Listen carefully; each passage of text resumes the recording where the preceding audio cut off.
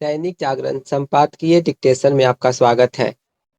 Dictation 10 second के बाद start होगा।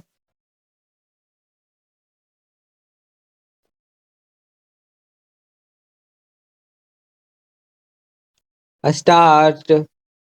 संसद के बजट सत्र के दूसरे चरण का प्रारंभ हंगामे से होने के आसार पर आश्चर्य नहीं।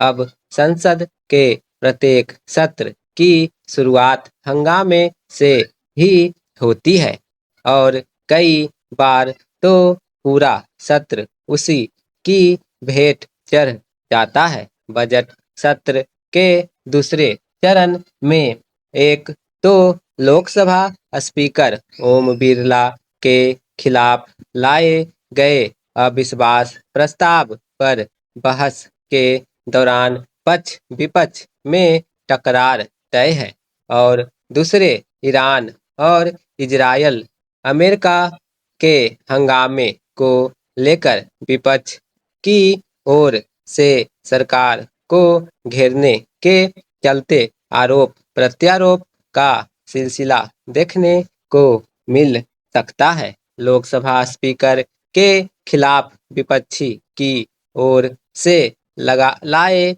गए अविश्वास प्रस्ताव पर चाहे जितनी तीखी बहस हो, उसका नतीजा तय है।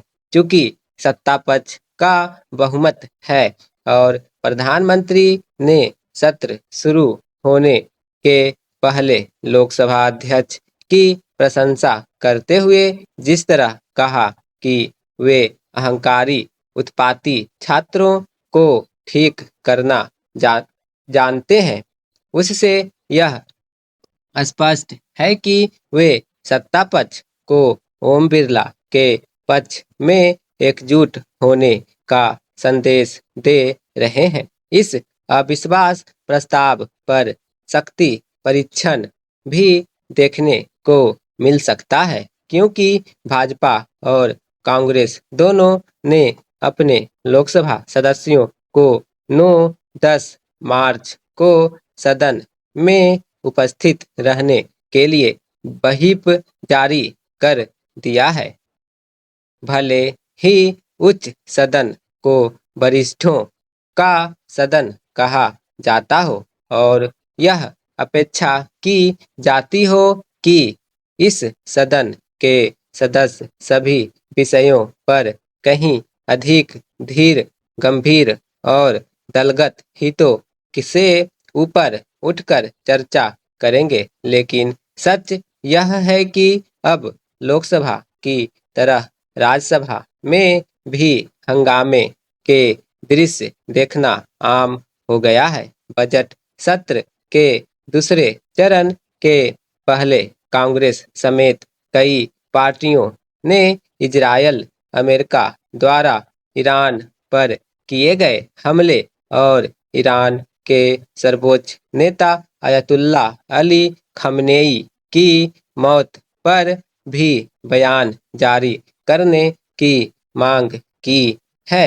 हालांकि सरकार की ओर से खमनेई की मौत पर शोक जताया जा चुका है, लेकिन कांग्रेस समेत कई विपक्षी दल इस पर जोर दे सकते हैं कि सरकार उनके मन माफिक बयान जारी करे।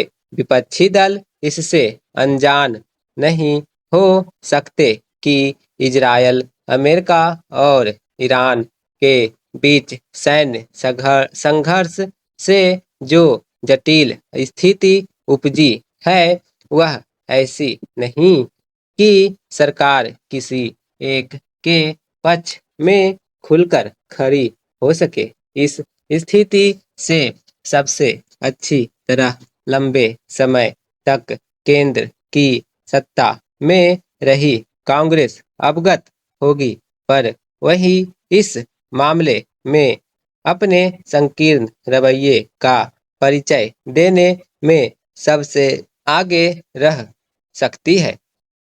इसका प्रमाण सोनिया गांधी का वह लेख है जिसमें उन्होंने पश्चिमी एशिया संकट पर सरकार के रवैये को कोसा। कम से कम कांग्रेस को तो यह पता होना चाहिए कि विदेश नीति किसी दल या सरकार की नहीं बल्कि देश की होती है और उस पर पक्ष विपक्ष को न केवल सहमति कायम करनी चाहिए बल्कि उसका प्रदर्शन भी करना चाहिए।